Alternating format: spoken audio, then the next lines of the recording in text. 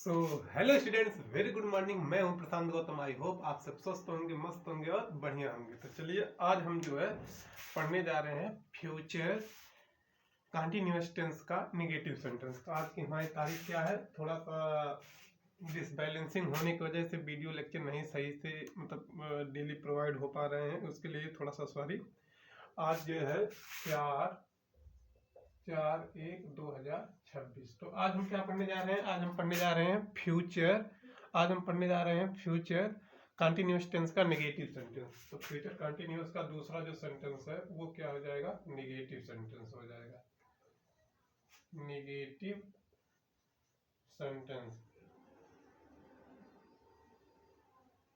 Negative sentence हो जाएगा। क्या हो जाएगा? फ्यूचर कंटिन्यूअस टेंस का ये क्या हो जाएगा भैया? फ्यूचर कंटिन्यूअस का नेगेटिव सेंटेंस। नेगेटिव सेंटेंस को क्या कहते हैं? नेगेटिव सेंटेंस को हम कहते हैं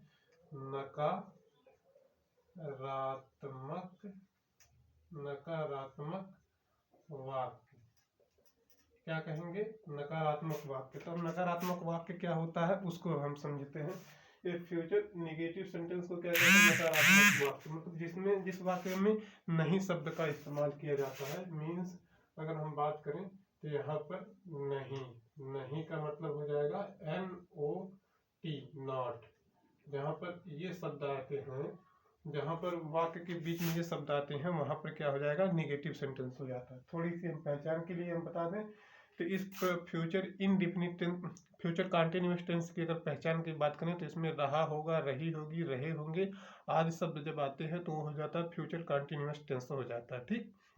अब अगर उसकी हम जो फ्यूचर कंटिन्यूअस टेंस की अगर हम हेल्पिंग वर्ब की बात करें तो इसमें विल बी, शैल बी इसकी हेल्पिंग वर्ब हो जाती है। क्या हो जाती है? विल बी और शैल बी इसकी हेल्पिंग वर्ब हो जाती है। इतना आपको समझ में आया होगा।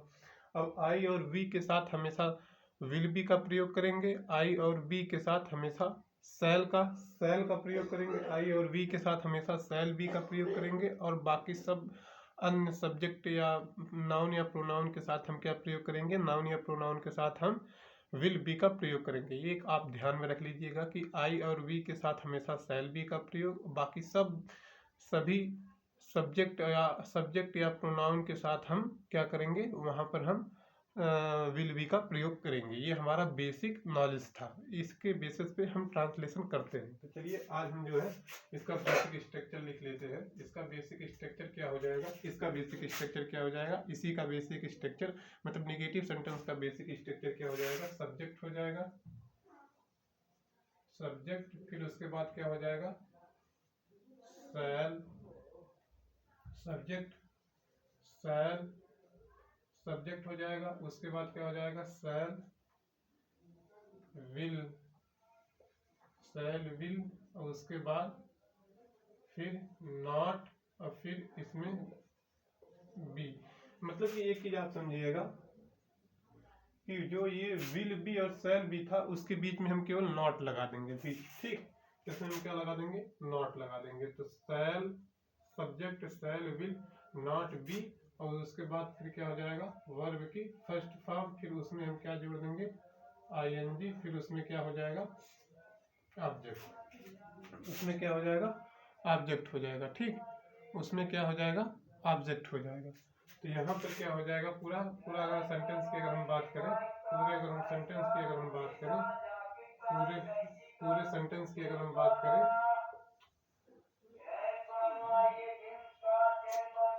पूरे सेंटेंस की अगर हम बात करें तो यहाँ पर केवल अंतर क्या है? अंतर केवल यही है कि भैया विल बी के बीच में हम नॉट का प्रयोग कर दे रहे हैं। विल बी के बीच में हम नॉट का प्रयोग, जैसे सब्जेक्ट हो गया, शैल हो गया, विल हो गया, फिर उसमें बीच में हम नॉट का प्रयोग कर देंगे।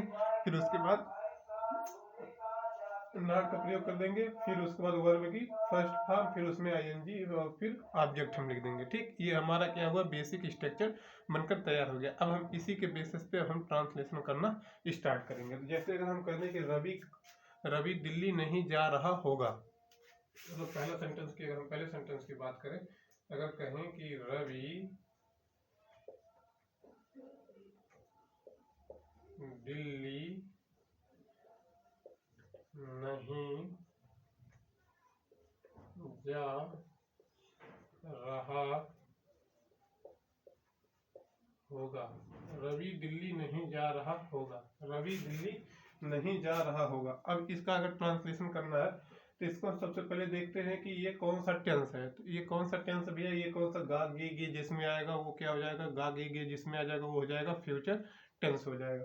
अब इसमें देख लीजिए, इसमें नहीं आ रहा है, ठीक, इसमें नहीं आ रहा है मीन्स क्या हो जाएगा, निगेटिव सेंटेंस हो जाएगा। इतना आपको समझ में आया होगा।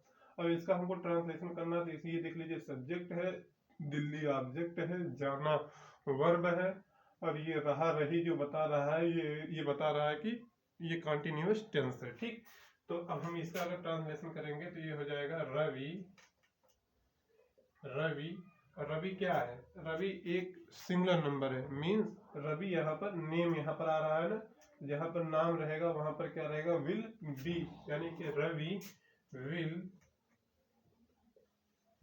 अब विल बी के बीच में हम क्या लगा देंगे, यहाँ पर देख लीजिए, विल और बी के बीच में हम क्या लगा दे रहे हैं, not. Ravi will be not, और उसके बाद नॉट, फिर be, Ravi will not be going, ठीक। आपको भी समझ में आया ना, जाना का अंग्रेजी क्या हो जाएगा, गो, और उसमें हम क्या लगा देंगे, आईएनजी। तो Ravi will not be going to Delhi,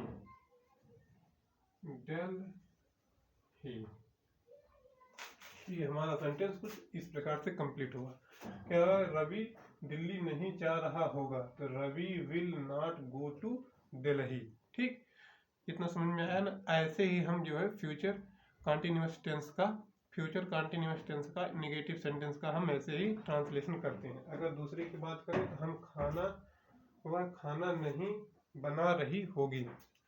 अगर दूसरे सेंटेंस की अगर हम बात करें तो वह खाना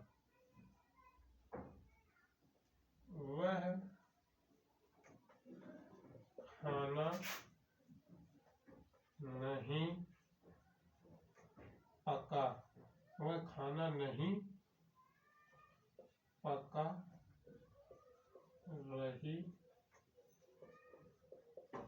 होगी, वह खाना नहीं पका रही होगी। अब यहाँ पर देख लीजिए, इसमें गागी की आ रहा है ना भैया, गागी की आ रहा है ना, मीन्स क्या हो जाएगा, ये फ्यूचर टेंस हो जाएगा, ठीक। क्या हो जाएगा, फ्यूचर टेंस हो जाएगा। गागी गी का मतलब फ्यूचर टेंस हो जाएगा। और इसमें क्या है, नहीं आ रहा, मीन्स क्या हो जाएगा, ये निगेटिव सेंटेंस हो जाएगा। अब हम इसका ट्रांसलेशन करते हैं तो यहाँ पर वह जो है फीमेल जेंडर के लिए यूज किया गया था। जब वहाँ वह फीमेल जेंडर के लिए यूज किया जाता है तो वहाँ वह एक अंग्रेजी सी हो जाती है। तो सी, अब उसके बाद क्या हो जाएगा, सी विल, क्या हो जाएगा, सी विल। अब उसके बाद जो है नॉट, सी विल नॉट, ये सी विल नॉट, और उसके बाद क्या हो जाएगा, be, she will not be. अब उसके बाद क्या है कि पकाना, यहाँ पर पकाना का मतलब क्या हो जाएगा, पकाना का मतलब हो जाएगा कुक। अब कुक में हम क्या जोड़ देंगे, आईएनजी फॉर्म जोड़ देंगे, तो क्या हो जाएगा, cooking food,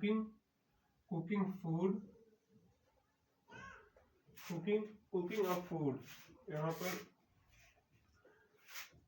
C will not be cooking food, ठीक, कुकिंग फूड। तो ये हमारा सेंटेंस, ये हमारा बनकर तैयार हुआ।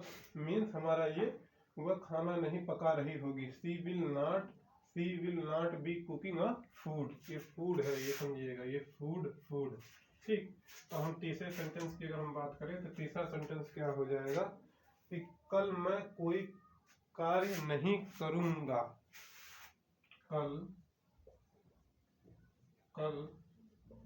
मैं कोई कार्य नहीं करूंगा,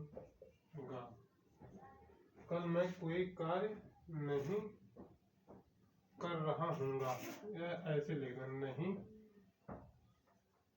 कर रहा हूँगा, कल मैं कोई कार्य नहीं कर रहा हूँगा। ये क्या, कल मैं कोई कार्य नहीं कर रहा हूँगा। अब इसमें देख लीजिए, रहा हूँगा, रहा हूँ नहीं, रहा रहा हूँगा, ऐसे आप इसको समझिएगा। हूँगा, कल मैं कोई कार्य नहीं कर रहा हूँगा।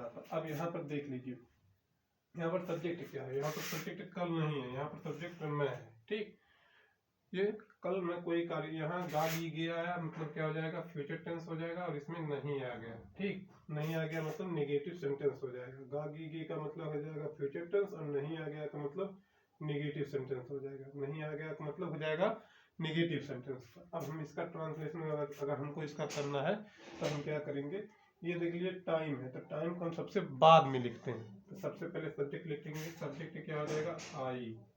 अब आई के साथ हमेशा क्या प्रयोग कर रहे हैं, आई के साथ सेल, आई सेल, और उसके बाद फिर क्या हो जाएगा, नॉट, आई सेल नॉट। फिर उसके बाद देख लीजिए आई सेल नॉट, फिर उसके बाद क्या हो जाएगा, बी। क्या आई कहाँ लिख देते हैं, आई सेल नॉट बी। ठीक, आई सेल नॉट बी। अब करना अंग्रेजी क्या हो जाएगा, डू। तो डू में हम क्या जोड़ देंगे, I N G. I shall not be doing, doing. अब कोई कार्य, ऑब्जेक्ट क्या है, कोई कार्य, ऑब्जेक्ट क्या है, कोई कार्य, तो डूइंग एनी। ऑब्जेक्ट क्या है, ऑब्जेक्ट यहाँ पर देख लीजिए कार्य नहीं है, ऑब्जेक्ट कोई कार्य नहीं है, कोई कार्य, दोनों को मिलाकर ही ऑब्जेक्ट यहाँ पर बना है। तो यहाँ पर क्या हो जाएगा, any, any, any work, any work. I shall not be doing any work. अब एनी वर्क, अब यहाँ पर, अब ये तो हमारा ऑब्जेक्ट तक, ऑब्जेक्ट तक तो बात खत्म हो गई, और ये कल है, तो कल के अंग्रेजी को हम क्या लिख देंगे, टुमारो, टुमारो। तो I shall not be doing, I shall not be doing any work, any work tomorrow, any work tomorrow. ठीक, अब हम चौथे सेंटेंस की अगर हम बात करें तो चौथा सेंटेंस क्या हो जाएगा कि वहां वर्षा नहीं हो रही होगी। चौथा सेंटेंस क्या है कि वहां वर्षा नहीं हो रही होगी। वहां वर्षा नहीं हो रही होगी, क्या है कि वहां वर्षा नहीं हो रही होगी। इसका ट्रांसलेशन अगर हमको करना रहेगा तो वहां का, वहां जो है क्या है कि वहां एक जगह दर्शा रहा है, और जहां जहां वर्षा की बात की जाएगी, वर्षा क्या है, वर्षा सब्जेक्ट नहीं है, यहाँ पर सब्जेक्ट कुछ नहीं दिया गया। तो जब सब्जेक्ट जब नहीं दिया गया है तो वहां से हम क्या स्टार्ट करते हैं, वहां हमेशा हम ईट से स्टार्ट करते थे, ईट।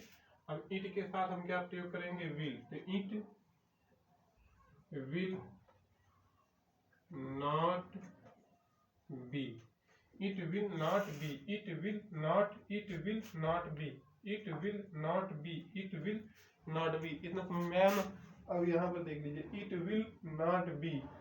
ठीक, इट विल नॉट बी। अब वर्षा हो रही है, तो वर्षा हो रही का मतलब हो जाएगा, हो रही का कोई ऐसा मीनिंग नहीं आएगा, तो इट विल नॉट बी। अब यहाँ पर क्या है कि रेन, वर्षा का अंग्रेजी क्या हो जाएगा, रेन। अब इसी में आईएनजी अगर जोड़ देंगे, तो इसी में आईएनजी जोड़ देंगे तो ये क्या हो जाएगा, रेनिंग। मीन्स ये इसी का सेंस पूरा हो रहा है कि वर्षा हो रही हो, वर्षा हो रही कि अगर अंग्रेजी अगर हम बात करेंगे, वर्षा हो रही है। ठीक, वर्षा हो रही की अगर अंग्रेजी अगर हम बात कर रहे हैं तो वो हो जाएगा रेनिंग। तो यहाँ पर हम क्या लिख देंगे, रेनिंग।